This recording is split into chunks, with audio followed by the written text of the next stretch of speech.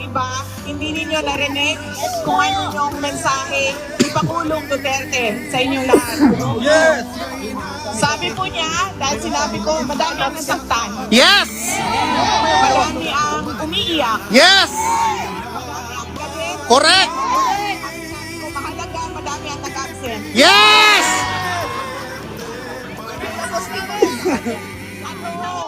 Ano ang gusto mo ipaabot sa kanila? Tupad AX. Ang una niyang tanong is nandyan sila sa labas. Sabi ko, oo, nandyan sila sa labas. Sabi niya, hindi ko man lang sila Yes! usap at makamusta. Sabi ko, Oh! darating tayo dyan. Yes! Pero sabi ko, ibigay mo muna ngayon ang sa akin ang mensahe mo para Yeah. sa kanila. So sinabi niya, unang-una, relax lang. Yes! Relax pa kami nito. May hangganan ang lahat. Ha? There is a day of reckoning. Yes! So, It's a blessing! Kahit ang panahon, umiiyak. para sa inyong lahat.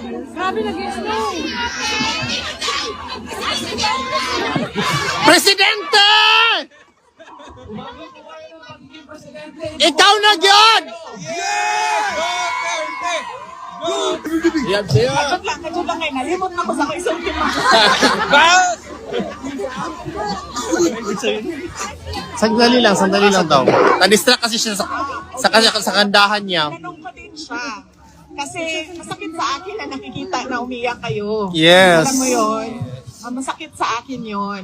Kasi, alam niyo yun, parang, hindi naman kasi dapat ginagawa sa inyo yan. Alam mo yun? Hindi dapat siya ginagawa sa inyo yan. So, tinanong ko siya.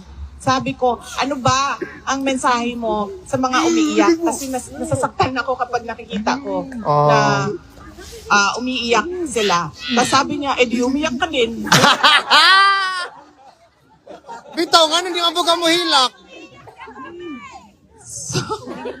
The usual na, alam niya na, yung sense of humor niya. So sabi niya, di umiyak ka din. Then sabi ko sa kanya, alam mo, wala akong masasolve na problema kung iiyak ako. So sabi ko, ano lang, ang kailangan ko lang ngayon ay ang mensahe mo sa kanila para hindi, mabigat sa loob, sa damdamin nila. At sinabi niya na, as a Filipino, I never surrendered my country. Yes! We love you, Tay! At sinabi niya, wala kayong masabi na meron akong Pilipino na binigay sa mga dayuhan. Correct!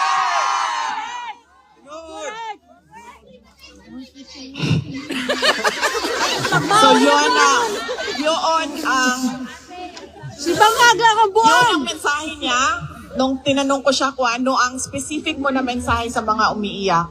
Parang hindi ata yun papatigil sa iyak nyo. Unfortunately, yun ang mensahe Yan ang bodyguard. niya. Yun Yan ang bodyguard, sentiments guys. niya na Lo. gusto niya daw malaman ninyo na hindi niya daw talaga. So lahat ng kanyang pagtatrabaho para sa ating bansa, ibinigay ang ating bansa sa mga dayuhan. VP! Yes, ma'am. Sabi ko nga kanina dito sa interview na sinabi naman niya, tell them I am okay. I just miss Filipino food.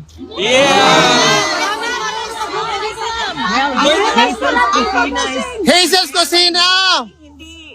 Hindi ito Pilipinas na pwede ka magdala ng pagkain sa mga nasa loob ng detention. Naana ang Hazel's Cocina! Barrio Pilipinas! O sa classic Coke, ma'am. Coke na BBM o Coke na Ah!